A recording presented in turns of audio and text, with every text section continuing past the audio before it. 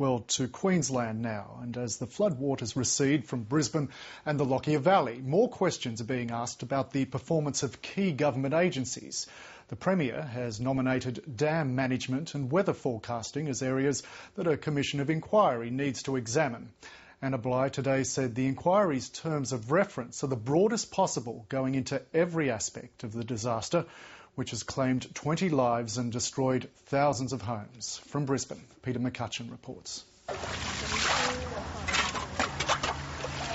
Bill Coombs has lived in interesting times.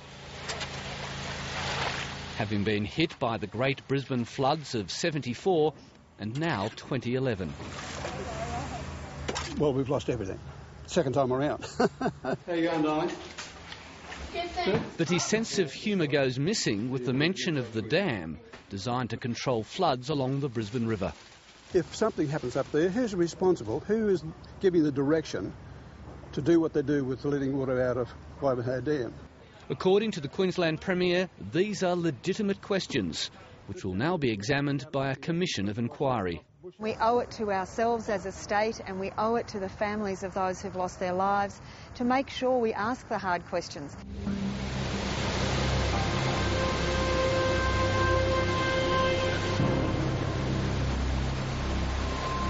One of the hard questions is whether Brisbane's Wivenhoe Dam was properly managed. On the Sunday before the flood, one official was playing down comparisons with Brisbane's previous major flood 36 years earlier. There's been lots of things happen since 1974, whether it be the construction of Wivenhoe Dam and many other things. I don't think we'll have another 74, but we could easily have flooding around this area. But over the next few days, the situation changed dramatically as the releases from Wivenhoe increased. I stress that the releases being made from Wivenhoe Dam are not optional. There is no discretion here. This is how this dam operates. We need to make sure that we protect people down this river system by operating the dam safely and appropriately. Two of our largest cities, Ipswich and our capital city of Brisbane, prepare and begin to experience the worst natural disaster in our history. Questions are now being asked as to whether discretion could have indeed been exercised earlier. There was an opportunity to substantially ramp up the discharge rates from the dam both Sunday and Monday, and I don't understand why you wouldn't do that. Mick O'Brien is a chemical engineer who doesn't claim to have any expertise in hydrology, but he has crunched the figures made publicly available, which provide some insight into what happened early last week. Rather than a gradual increase in the water released from Wivenhoe, there was a spectacular spike from the weekend to Monday afternoon, then a spectacular jump through to Tuesday evening before pulling back midweek. The role of SEQ Water, as well as managing the water supply to Brisbane, was actually for flood management. That was their major risk management exercise, and I think in these circumstances they just didn't do it. They just weren't watching. SEQ Water has previously denied this, and today said it was unable to respond because of the Commission of Inquiry.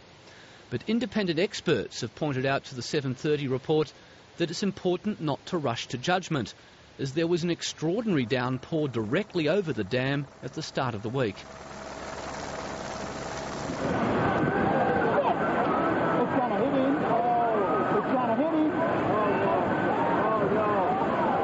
Another critical issue is the performance of Queensland's Weather Bureau. The day after the Toowoomba and Lockyer Valley flash floods, the Regional Bureau had explained why this devastating event wasn't picked up earlier.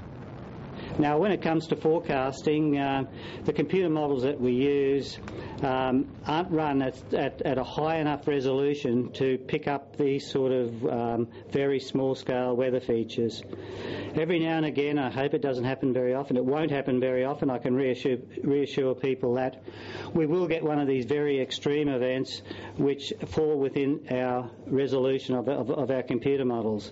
We do need to really review the warning systems. Anthony Cornelius is a meteorologist with the private forecasting service WeatherWatch. He says the general flash flooding warning at the time wasn't sufficient. You can see the storm through here. It's coming across the Brisbane Valley. Anthony Cornelia says he was tracking something truly exceptional several hours before it hit. In all fairness, we obviously didn't expect that it was going to wash away homes, but we certainly thought there was going to be a potential, as I said, for some very significant flash flooding that perhaps could have led to some sort of significant damage or even loss of life. We often come to a point where we have a warning issued, but we don't have anything that distinguishes an ordinary event or sort of an ordinary severe event between an exceptional severe event. And it's oddly enough that this actual same problem arose in the bushfire incident on Black Saturday. Although low-lying parts of Brisbane are still a mess, many people here consider themselves lucky. Unlike the residents of the Lockyer Valley, there had been some warning that the floodwaters were coming. But satellite photographs reveal the damage floodwaters caused to large parts of Brisbane, and it will take many months, even years, for the city and the state to recover. And an inquiry is part of the healing process.